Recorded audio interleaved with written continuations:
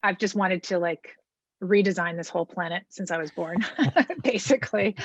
I just, a lot of things don't make sense to me about the way that we're organized. I think we can do a much better job. Like Mm. in general, we have more than enough money to solve any issue that we're facing.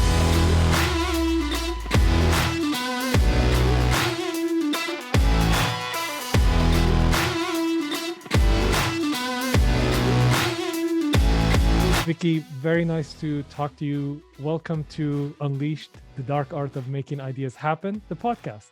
So, can you tell us a little bit about you and what you do at SheEO? What is SheEO as well? Sure. Hi. Nice to be here. I'm Vicki Saunders. I'm the founder of SheEO. And we're here to solve this major challenge that has persisted throughout time for far too long.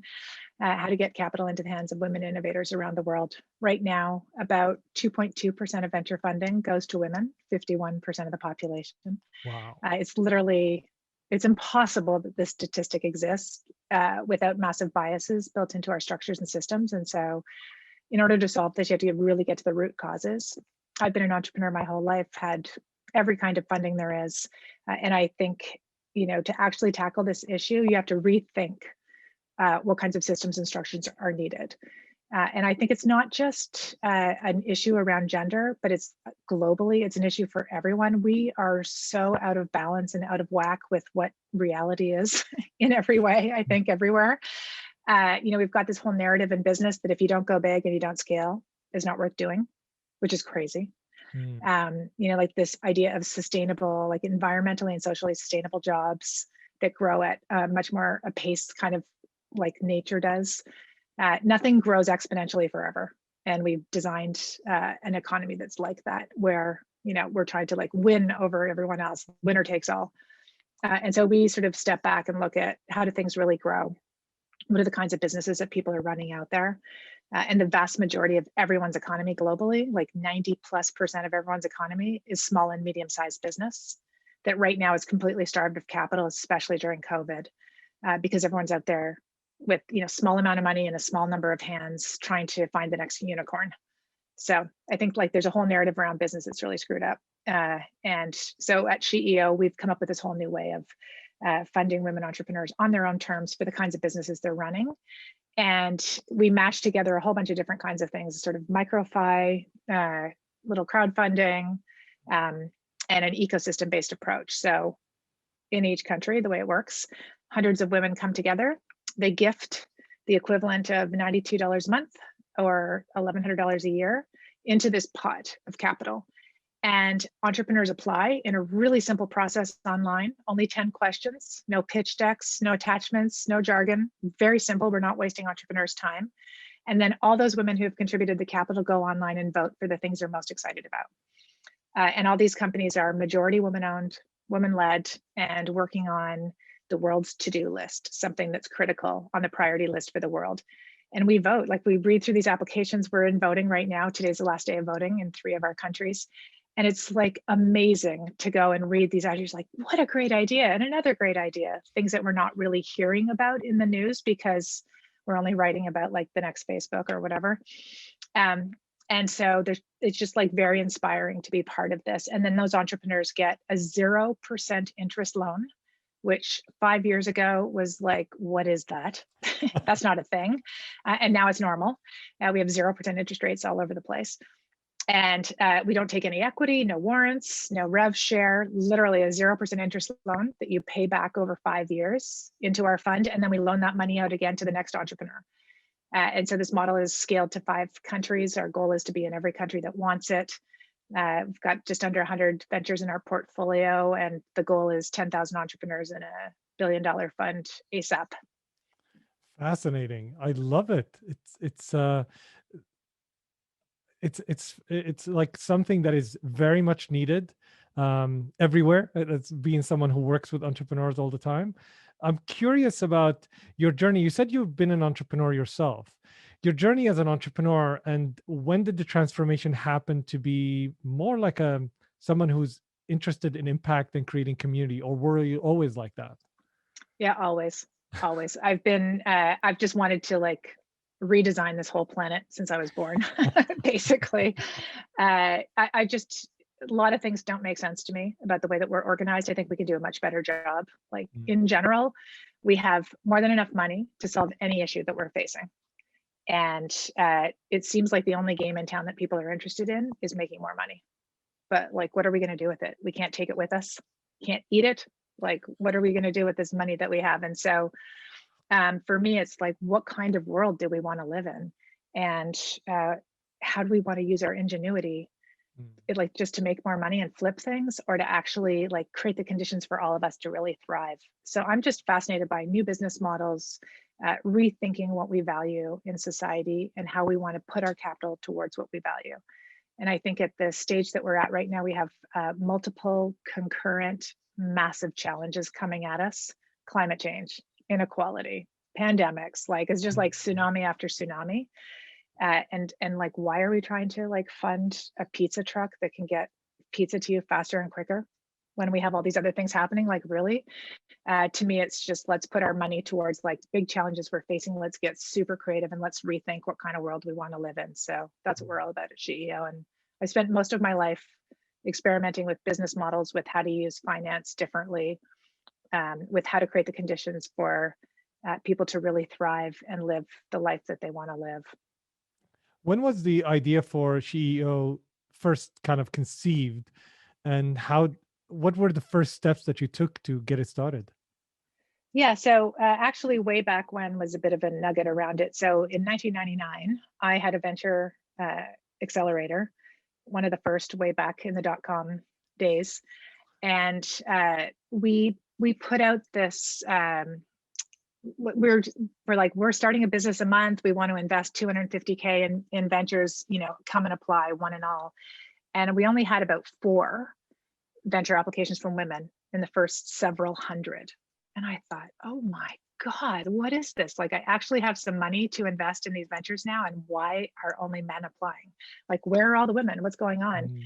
And so I really, at that point, was like aware of it. That was the first kind of awareness wave. And so started to, we created this competition, business plan competition to apply. And I got underneath, like, there's language issues, there's issues of scale, there's like a million different systemic issues that I started to understand at that time. And then anything that's woman only at that time as well, and I'd still say this is pretty true, we don't value in society. It's just everywhere.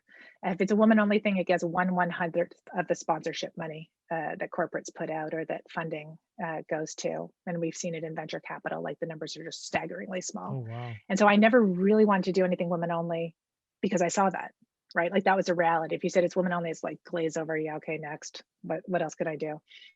And I wanted to, be the most successful person. And so I was very conditioned at the time to not do anything women only.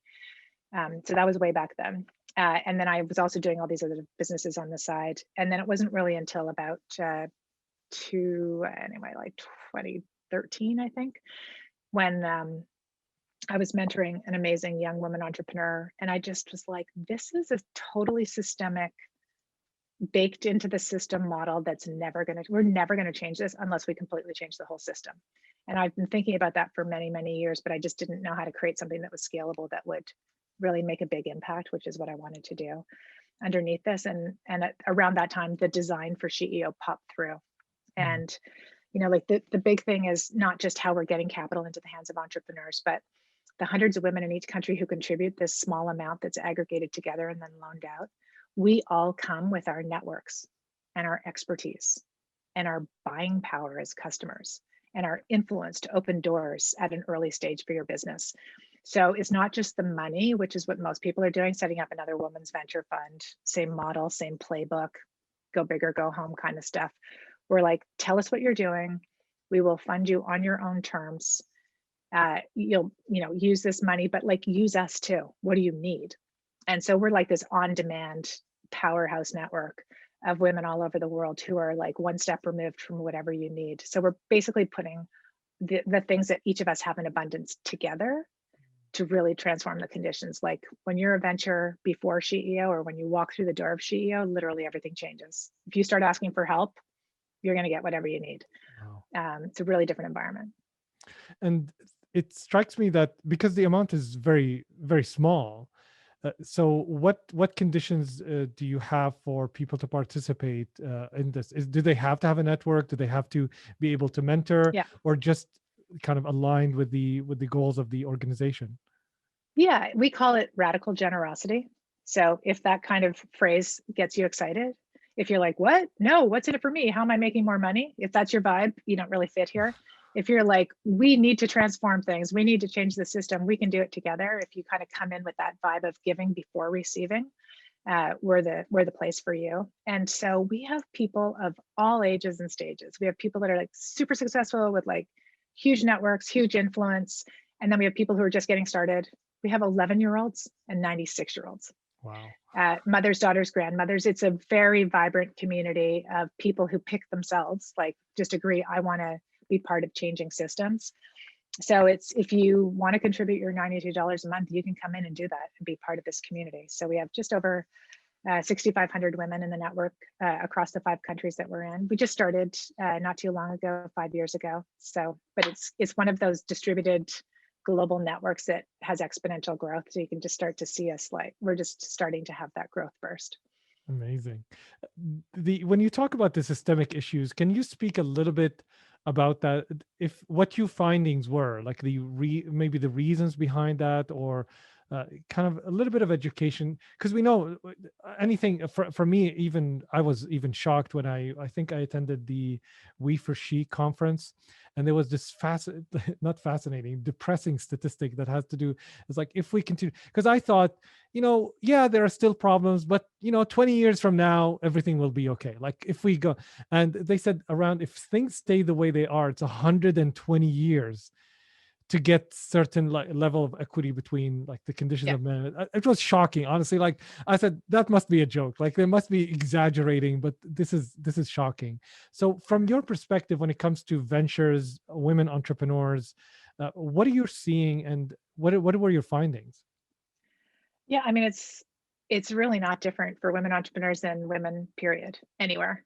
Pick a field, any field. Like, what percentage of CEOs are women of like Fortune 500 companies? Very 3, low. Yeah, right? 3. What percentage of creative directors in the ad agencies are women? 3. What percentage of film directors? 4. Like, it's totally crappy in every single sector when you get to the top. Like, we have a model of what a leader looks like, what we think a leader looks like, the way that they project themselves, the way that they show up. That's very much like stand on stage and say, I'm going to disrupt the universe. And I'm like super confident, got it covered, know the answer to everything. But if a woman actually tries to project that, it's like, who does she think she is? Why is she so arrogant? How does she, like, has she done this before? Like, do they say that to the 24-year-old dude in a hoodie? No. So there's just study after study after study. Harvard Business Review, pick any kind of McKinsey report, pick a thing that's a credible report. There's just a lot of data to show that we just have a lot of biases about what a leader looks like, how a leader shows up. And every single system and structure on this planet was designed without women at the table to do that. So not surprising, a lot of these systems and structures don't work for us. And if you look at what's happened during COVID, it's like a complete, like, it's, there it goes. We just pulled back the curtains to show exactly what happens. Women have just been like dramatically, disproportionately affected.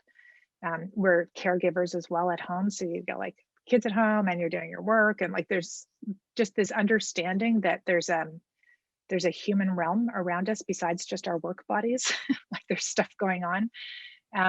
And so a lot of these things are really simple to solve, but we just haven't told ourselves the truth about what it means to be human at work. And so, like, childcare is so easy to solve. How have we not solved that? Because guess who's in power? And it's not their primary thing to do most of the time. And therefore it doesn't get solved. But like, if we wanted to create the conditions for everyone to thrive, we would just shift our systems. But most people in power are like trying to hold on to the system that we have. So those are just some examples. I'm sure you can see it every day in your life. Like, it's just a deep bias. Yeah. Yeah, it's frustrating. I'm curious about 2 things. One is SheEO an attempt to kind of work outside the system because it's so hard to fix the system, and saying, you know what, we have power collectively, let's come together and help entrepreneurs and help women kind of advance? Is that an attempt? Is that what it maybe a part of it? Yeah. Well, so first of all, SheEO is like a staging structure. I don't believe that we can just go do this with women separate off from the universe and change the whole world. Like Mm, we need the world to change for everyone. We're demonstrating another model and another way forward. And I don't believe you can change existing systems. I think you have to create new ones. Like trying to mm, go in and take down a giant structure, forget it. Like from my perspective, waste of time. There's just so much inertia, and there are so many levers that are trying to keep the system in place. It's very hard to shift it. And so, some of my favorite quotes are all about like the way to change systems is to show a new one is better, right? Like that's the kind of thing. And so we are showing like our ventures are outperforming their peers in the existing models by doing it this way in relationship with others, in a community of people supporting them, aligned around core goals of creating a better world. And when we started 5 years ago, first of all, just doing something woman only was unique, and then doing 0% interest loans was like, what is that thing? And then SDGs only, people are like, what? Social impact? Are there enough of them? And we've shown over and over that like this all works in practice, just not in the theory of the existing world. And so it's been really fascinating. But we're at this moment in time right now, and I think COVID has really shown us that the old models and the old systems that we have in place are very destructive. They're creating more inequality. They're excluding people of color in most places. We've seen the racial reckoning really rise up, which is amazing.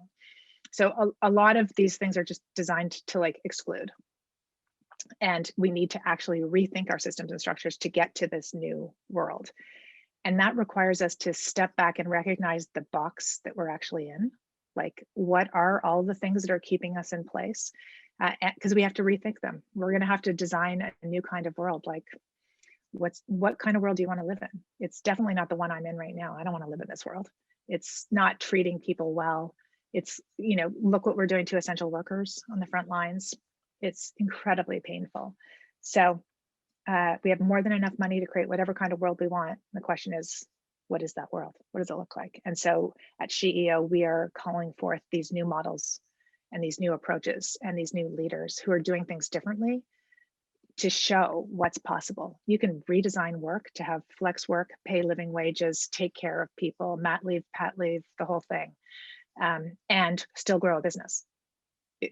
So we have lots and lots of examples of those kinds of businesses, and they're all creating a better world while they're doing it. It's not just this like use people as much as possible to squeeze as much money out of it, and then say thanks very much when you've exited. Bye everyone.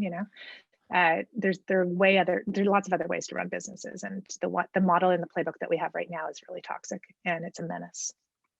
yeah, it's the reason it's fascinating for me because I'm in this place where I'm looking at we're looking at systems like capitalism, the economic system, socialism, and there's this conversation now that's bubbling and everywhere that you're looking, and also with systemic issues that are impacting our world and its impact on our daily thing. Like, for example, going to local communities where you don't have the same access. Just by definition, just because you're in a local community, you can be as brilliant, as capable as someone who's in the city, but in the city you have access to those resources. And that's even in a first world country. What if you go to other countries where even if you're in a city you have lack of access? And what it seems like you're creating that network where you have access to uh, basically a lot of people who are willing to help and have multiple capabilities, and you're building that community and you're showing that new system. Do you envision a world where you're probably obviously working towards that, but you envision a world where there are multiple systems like that? And is there a need for it to mix? For example, you're now focused on women-led ventures and working with women. What role do you see, for example, men playing, and how important is that? Yeah, I mean, let's get out there and experiment, everybody, right? We're an experiment. We're trying a completely different way. It is not that radical what we're doing, really. It sounds radical with our existing system, but I grew up in a world like this. I grew up on a farm. in rural Canada. And this is what you do, right? Like somebody has a bad year, everybody shows up to help them. You have like challenges, you need to build a barn, the neighbors come and everybody helps build a barn. Everyone's got a different skill set, right? You collectively come together to support one another in community, and you take care of one another, as opposed to like the way that, and I'm not trying to go back to like the old days or anything, but I'm just, recognizing that we have really monetized everything we can out of the world. Like, you have to pay someone to look at your kids after school. What about, they used to run across the street and get snacks from the neighbor? Like, you have to send them with 20 bucks now. And like, this is a completely whacked out kind of thing. Everything's about money and a value exchange, as opposed to like being in community and supporting each other. So that thing of like rethinking how we want to be as a human species with one another, and making sure that everyone is cared for at some base level, I think is the kind of world I want to live in. And the why, like with SheEO, it really, as I mentioned before, is a staging strategy. It's starting with, let's live in a world, let's see what ideas women have. We're living in a world right now designed by 50% of the population, 49% of the population. What idea? Women might actually have some good ideas about how we could create a better thing. Like, just a thought, I don't know, maybe. And so like, why not actually invest in some of those ideas and see what comes up? And as we start to recognize, oh, everybody has something to give, really? That's interesting. Not just people that, dropped out of Harvard. Interesting. That's surprising. Wow, are there more of them? Like, is there a pipeline of those kind of people out there? And then you can start to go, okay, right? Like, everybody has something to contribute. Let's design a world to bring that forth. Because when we're all contributing and in our greatness, oh my God, it's such an amazing space to be in, versus like 3 experts and everyone else is like the servant to the expert, forget that.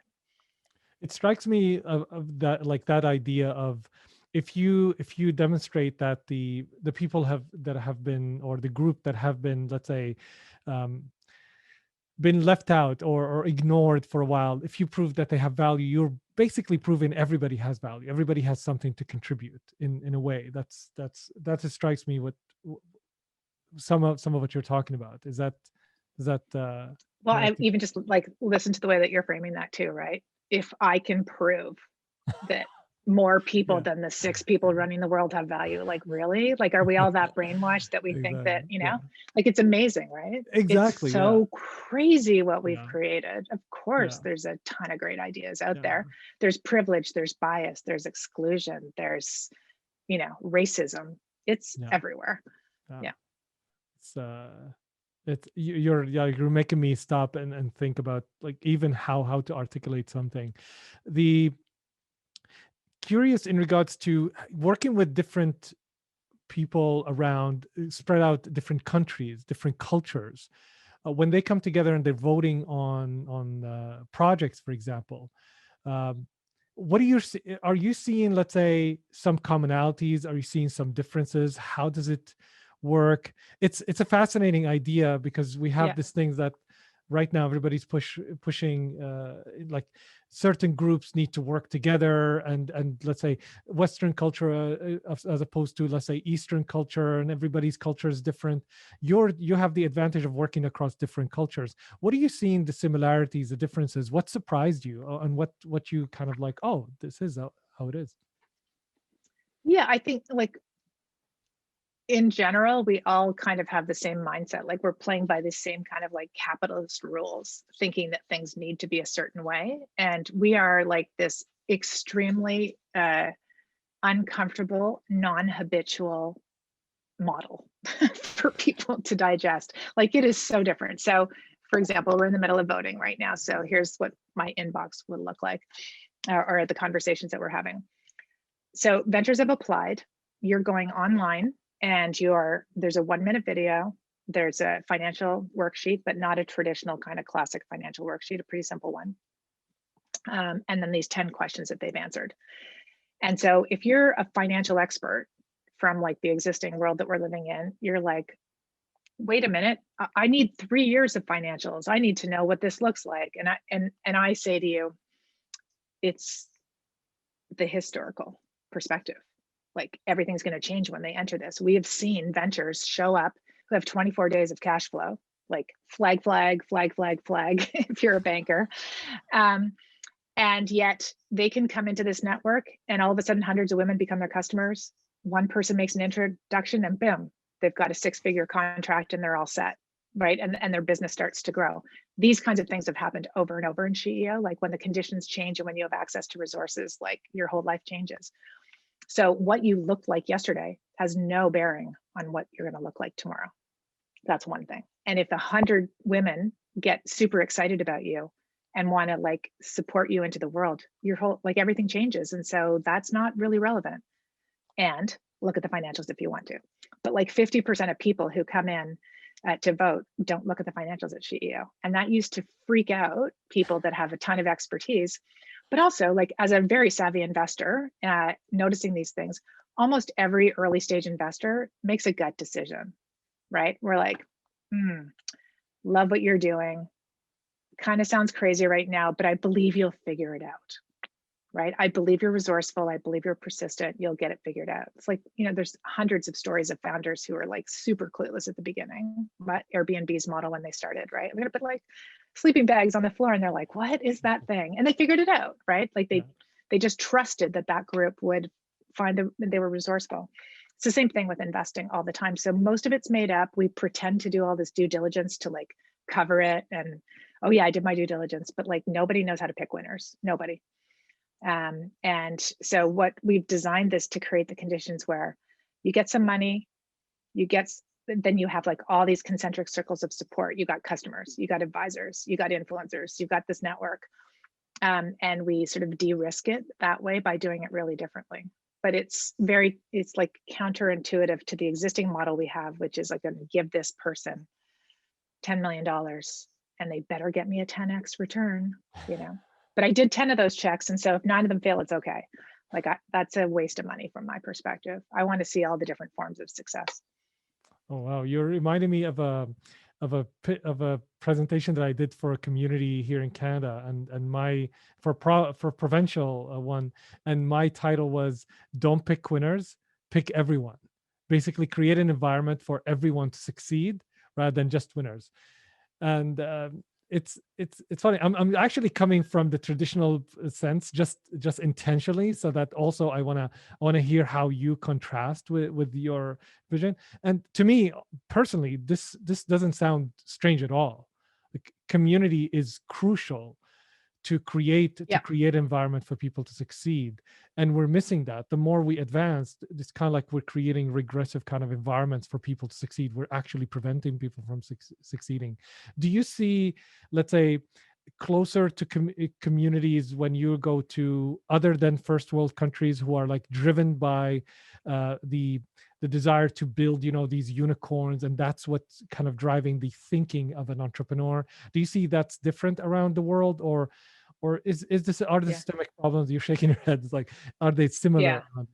Unfortunately, it's just the culture that we have around unicorns in this narrative. Every country I go to is looking for this, right? It's just like our little Silicon Valley. I'm like, Silicon Valley's over, guys. It's over. Like, done. Next. We're looking for the new models already. So I think it's really similar in a lot of places. And there are lots of countries that have a greater sense of community than we do in North America, I would say, right? There are places in Africa, there are places in Latin America where they're, like, in particular with women, there are things called the sisu and others where they come together in a circle. Everybody contributes a bit of money. It goes out to one person this month and then they bring it back and it's shared. So there are these all kinds of different traditions. And what we've learned about Indigenous cultures is they had a collective economy, which was very different as well, that we outlawed as uncivilized, but it was called the potlatch. And so people would go about their business, doing their trading, et cetera. When somebody accumulated too much, they would have a big party in the community and give it all away to the community, because just because you are an amazing fur trader who knows how to collect stuff, it doesn't belong to you. You don't own all the spoils. It's of the community. It gets shared out. And gifts were a way of creating relationships and building alliances. And so everything was in flow in communities. And we came along and went, oh, no, no, no, that's mine. I just got that. And we held on to it and accumulated. And this accumulation culture has you live in fear and scarcity, which we manufactured. And it's like literally the basis of our economy. So we're at this point where we're very stuck with this model that needs a massive upgrade. Like, okay, we did that for 400 years. Bezos won, you know, it's over. Now what? Like, we need a new model. Now Elon Musk is winning over Bezos. Well, or Musk, yeah. Musk or Bezos, like pick your day. I'm super curious about what's it like to have those conversations with people and sharing those ideas. Do you see a lot of pushback? What kind of, or and what are some of the challenges in kind of perpetuating, like when you're entering and you're coming against not only some of the ideas, honestly, the things that you're talking about are not radical, just to mention, but there's a lot of, as you said, inertia in the existing system. It's like, can we do that really? What sort of the challenges that you faced, and how did you kind of have the conversation? Yeah, so it was a very like strange conversation for a lot of people. And, you know, to your point, like you're going, yeah, makes sense, right? Logically makes sense. About with everything I've ever done in my life, I've had this very strong reaction from people. It's either like, this is amazing, I love this, I'm resonating with whatever you're saying. Others are like, where are you from? Like, that's what? That's not going to work. That's crazy. And so what I've learned as an entrepreneur who has been like ahead of the curve many, many years of my life, like living out in the future, I don't engage with people who have 700 questions and are trying to fit this into their mental model. I just don't. I'm like, okay, see you in 5 years when you see that this works and all your friends are part of it, right? And so that's, you follow the energy of those who actually get this and are excited about that, because it's effortless when you do that. But if you try to convince people, it's a nightmare, right? It takes so much energy and you have to explain it all. So I have had thousands and thousands of objections, lots of objections about this model. It doesn't make sense. What do you mean I don't get my money back? What, you're not taking any equity in these companies? How's that? You know, that's crazy. You don't have an advisor layered on. You leave it open to entrepreneurs to find the community and the people that they want as advisors. Yeah, like everything we do is kind of like the opposite of what you do in an accelerator and incubator. I know, because I've been part of a lot of those. It just has a really different playbook. And it's very normal when you are creating a new approach and a new model that people will be uncomfortable with it. It's just, I've done it my whole life. I'm like aware of the fact that it doesn't resonate with some. But I also know that when it like really deeply makes sense to me, I just have to go find the others. That's the hard work of getting an idea off the ground. It's like, and if you can't find the others, then you're ahead of, timing's off, right? And so as an entrepreneur, one of the things you learn, like I've done dozens of ventures over the years. And like the only two questions I really ask are why you and why now? Why are you the person to solve whatever this thing is, and why is now the right time? If you can answer those two questions and it sounds good, then I'm like in. But timing, often people have incredible ideas, but they're like 20 years ahead of time, you know, or they're just, that timing is the kind of luck factor in all of these things. And so I think the thing that's happening right now that's really cool about SheEO is in the last 4 years, all of the conditions of the world are revealing the things that I saw previously, especially in the last year, right? It's just like, oh my God, with south of the border in the US, of what's been going on, it's like so clear that this is a systemic broken system that we need to build a new one. And 5 years ago, I used to say, everything's broken. What a great time to be alive. And people would be like, what do you mean? What's broken? I don't understand. Something's broken. And now everyone's like, oh yeah, everything's broken. If I wanna ask like a different question here, something that struck me, because I joined the Canadian community, if you wish, 7 years ago. That I came in as an immigrant and became Canadian.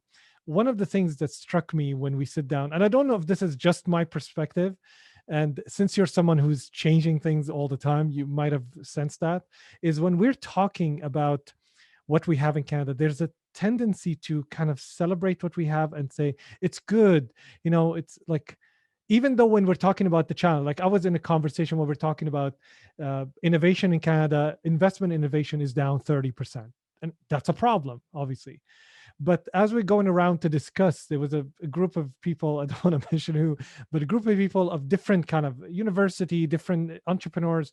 As we're going around to discuss a challenge and a problem, everybody was praising what already exists, like trying to, the way I think, in to me it sounded like trying to solve the problem by saying, well, don't worry about this, there's good here. I was like, but we're here to solve a problem. Is that something like that you noticed as well? Is that something that our propensity to, as human beings, to say we don't want to deal with the problem, like it's hard to deal with the problem? I'm curious to see what your thoughts are. Yeah, well, I think, yeah, I have so many thoughts on this one because even just the language of like solving a problem means that you're in a construct that is not going to be helpful, because you're looking in the box of like problems and solutions, and the solution is part of the problem because it's coming from the same box as the problem was created in, if you know what I mean. Interesting. Right. So I try not to think about it problems, more like what kind of world do you want to live in? Like, are you, my friend uses this great example. So we created the wheelchair for the problem, quote unquote, of people losing their mobility. We didn't go, what kind of life does the person who's lost their mobility want to live? And so she came at it from that perspective, and she created a walking bike that keeps you mobile. 50% of people that are in a wheelchair can still move their legs, but there's nothing to keep them active. And so she created this bike that you sit on, it stabilizes your core, and you move it with your legs, it keeps you active. And now you can be engaged and included. And it also, you're at eye height, so people don't look down at you and exclude you, right? And so that's the difference between someone solving the problem of you've lost mobility versus the way you want to live. And it comes out with very different outcomes. And we're living in a world where people are solving problems. And it's not thinking about what are the ways that we want to live together. And when you go in that other direction, wow, it's like lifting the lid off and going, oh, what are the possibilities for humanity versus assuming everything we've got is the way it is, right? And so I'm looking for people who are like really going over to that new future of rethinking the way things could be versus trying to fix them for the world we're in. Like, it's different, right? Yeah. How did you get around to have that kind of way of seeing the world and thinking? Was it, let's say, through reading? How did you develop this kind of? Because it's not the usual way. You're actually always working within the confines of how you're mentored, how you're educated, and there's a lot of failures in that system for sure. Sure. Yeah. How did you get to develop your own way and kind of constructed that to have that view of the world? Yeah. Well, I'm a very, very curious person, so that's a starting point. I've just had like thousands and thousands of conversations with people to like open up my brain to possibilities. And I've always been just super creative as well. And so the starting, first of all, and I think it's also easy because I have been on the edges. Like, you talked about this before, and welcome to Canada, by the way. The people that have been put to the margins, you have been put to the margins from like where you came from. I have been put to the margins as not being the core center of like what the power leaders look like. Almost everyone's at the margins, by the way. Like, we're not marginalized people. We have intentionally been put at the margins of the power structures. And I think when you're on the edges, that's where there's awesome innovation comes from, because you're not part of that center trying to hold it and to keep it in place. So interestingly, think back to that table you were at. Who are those people that were celebrating the what is? Were they the ones that are at the center of the power? Probably, right? It's the ones that are on the edge that are like, hello, wait a minute. I think I got a better idea over here. This could be better. And so that's what I think we're starting to see now. We're getting interconnected. The systems are failing. Our structures are failing. We can't continue to do what we're doing. Inequality's off the chart. Like, we have to rethink things. We just can't continue to go this way. And so that's part of it. I think it's because I have not been at the center of things. And I'm also very privileged as a white woman in this world, but I've never been at the center of power ever. So that's the good news. Who was the first supporter of SheEO? And what was it like to have that kind of conversation and see someone who's like, who gets it? Yeah, it's so delicious. um, so I kind of went on a bit of a tour across the country with this idea, and I started every speech with like, I have this crazy idea.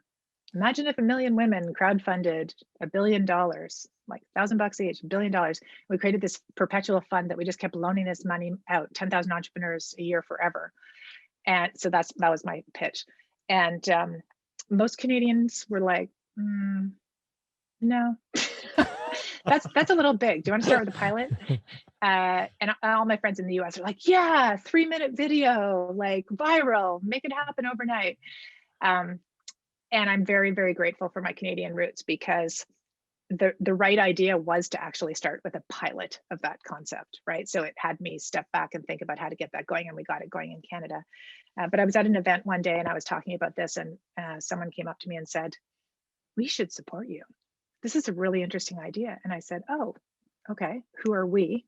And she said, a bank. And I'm like, yeah, I doubt that you would be supporting this. Like, I've not known banks to kind of come forward with like really crazy ideas. And anyway, she introduced me to the senior executive at a bank, Julie Barker-Mertz from Bank of Montreal, BMO. And we had a 15-minute conversation. And I just started with, here's why I'm doing this. Here's whatever, like whatever I said to her completely made sense. And she's like, this is the opposite of what we've been doing for 20 years. This is really interesting. I wonder if this would work to get women and their capital in relationship with ventures to fund these entrepreneurs. Like she just got it and it made sense to her. And so she made it happen. Wow. And Julie, they covered our administration for the first 2 years to cover this thing, to get it off the ground, which we wouldn't be here without that. So I'm extremely grateful to the organization for that. And there's literally nothing like being seen as an entrepreneur before you've proven something. Nothing like it. It's just, I love angels. Thank you, angels. That's amazing. It's even though she sits in a traditional organization, which as you yourself said, probably not going to work. It goes to say to what you said earlier, which is it's about people and kind of making that connection and doing that support. So I love that. Corporations are made up of people, right? There is a person out there. You got to find them. So keep going, keep looking. There's someone out there who will get you. And that's the persistence of that is the hard part. Do you yourself engage with, I mean, you're probably extremely busy with the amount of work that you have to do. Do you engage yourself with some of the ventures? Do you say, hey, this is a venture I really like, I want to, so what do you do? Do you mentor? Do you all of them? I mean, I am like in love with entrepreneurs. they are me, I am them. And so, I have massive respect for anybody who steps out of their comfort zone, who sees something in the world that needs to be better and different and goes for it. Because I know it's really hard. It's just really, really tough to go against the grain, to try and shift systems. And so it's like, that's where I get my energy oftentimes. And now, I mean, I get energy from everyone in the network now, but in particular, I'm like, I love the creativity, the hard part of like getting ideas off the ground. How do you hack systems? Like, how do you find your way in there to get some traction? It's something that I have built a muscle doing for 30 years. I have lots of learning from it, lots of connections. And so I love to share that as much as possible with anyone who wants to listen. And I like to get in there and learn what's coming up next. What does it look like? What are the things that I haven't been seeing that you're seeing around these systems? It's fascinating. Awesome.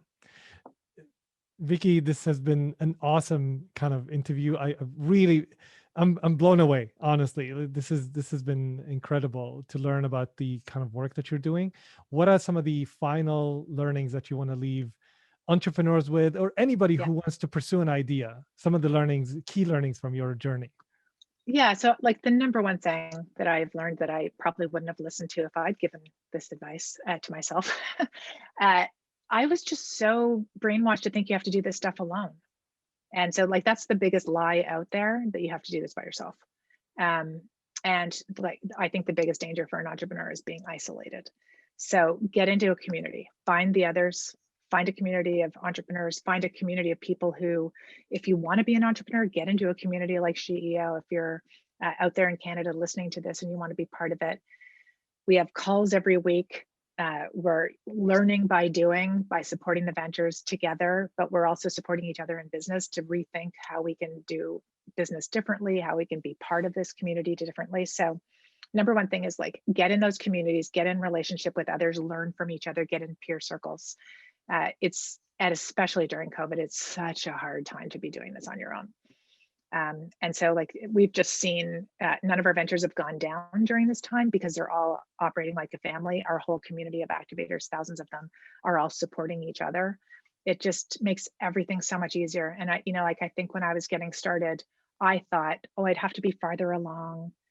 I couldn't be in the same group as that person. They're so like, they've done so much. I couldn't be part of that.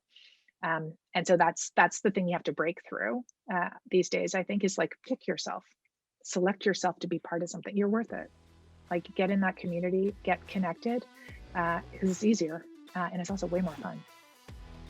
Thank you very much, Vicki. So glad to have you on the show, and looking forward to further conversations, and all the best to you on your journey. Thanks so much. Thanks for having me.